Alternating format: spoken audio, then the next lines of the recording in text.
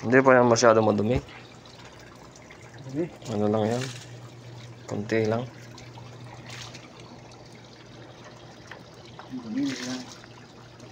Mainit naman. Oo. Itong pagsira yan. Oo, yan ano. I-check natin kung pwede natin overhaulin. Tingnan ko nga kung makakakunan nito. Mga export na kami.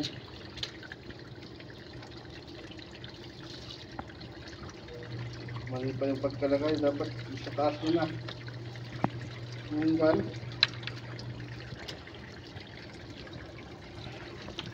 Lari yung ikot. Napalitan din ito, hindi? Hindi pa namin nagalaw yun. Pinusang mo lang dati.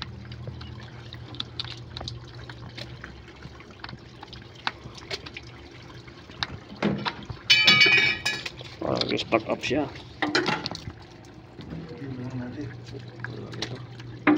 Baklasin natin.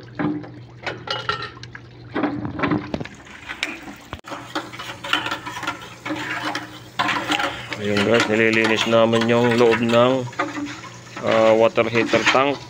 So, ito yung aming mga dumi. At ito naman ay baklasin natin para check natin kung ayos pa, dahil parang stock up na siya.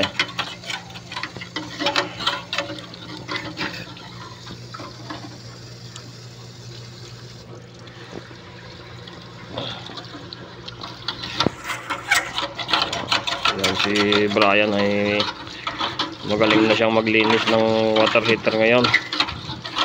Naturuan natin dati, kaya ngayon siya na ang ating palilisin.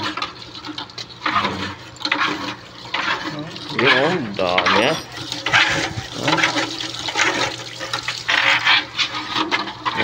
Dami oh.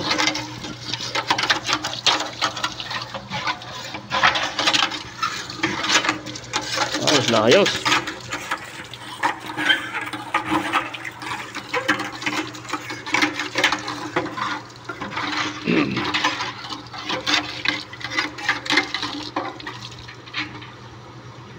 Ayan guys, kinakawal-kawal doon sa loob niya para lumabas yung mga mga dumi. Ayan. Bulabugin.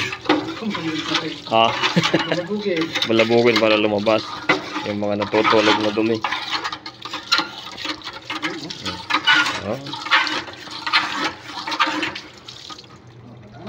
Wala na.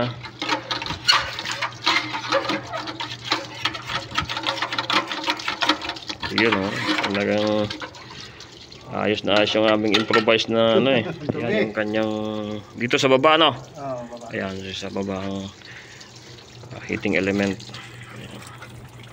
So paglasin na din natin to. Ayaw magkan. So ayun guys, naiwan yung kanyang pinaka-rotor.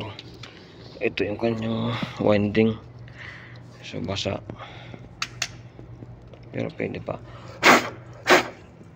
Silyado naman siya.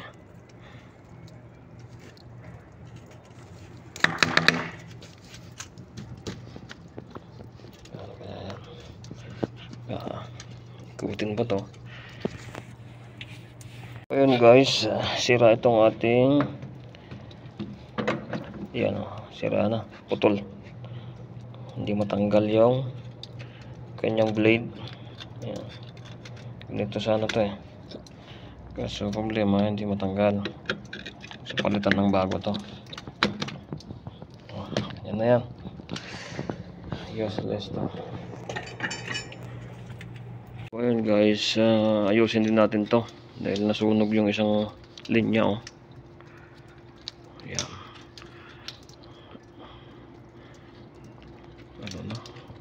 Corroded na to insulation. Yo, pati dito wala na, putulin na to. Balatan na ayan, so ayan mga karakmeg, na tapos na namin linisin yung loob ng tangke at naikabit na din namin yung mga heating element at inaayos na lang namin yung mga kable nya dahil May sunog kanina yon. So ayusin namin. So ngayon, nire-refill na natin ng tubig hanggang sa mapuno. Yan. Hanggang sa umawas dito. Yan. Nire-refill siya. Ano ba yun? Oh? Yan, blue, saka red. So, bale ito, i-request natin na papalitan dahil stock up siya. Yan o. So, then, ayun.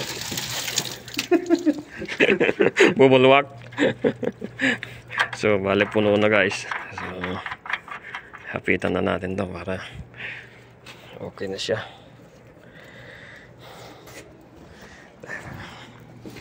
Pasingawin natin yan naman.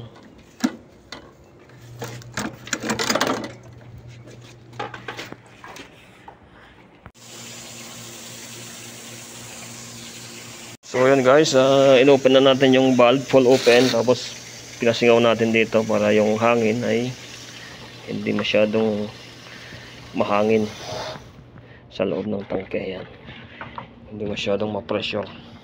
Hindi kaya yung one dito? Alin? Pwede yan, splice na lang yan, walang... Kahit dito? Alin? Neutral. Wag mo. Walang problema. Di ba? Tingnan mo, mayroon kaputol dyan. Yung itim. So nakapitan na natin to. Ito. Tingnan mo yung sana may putol. Yan. Yan natin yung ano. Itim yung ano. Yung kulay sunog. Blue ata. Yan, tama. Yan. Ito to, kulay blue to. Itim ang blue.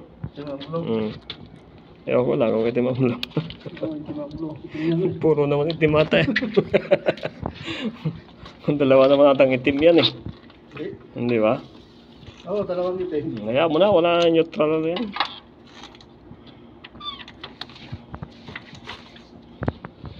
Ayos na yan. So yun guys, i-off ko muna, baka mamaya makuryente ka. I-off muna natin dahil mamaya madali ka pa, kasalanan ko. Ayan, so in-off natin guys para safe si Brian dahil pambato ko to eh. Ayan, so ilagay na natin yung cover.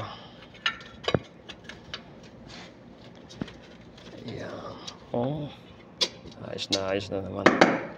Kita naman ng 230.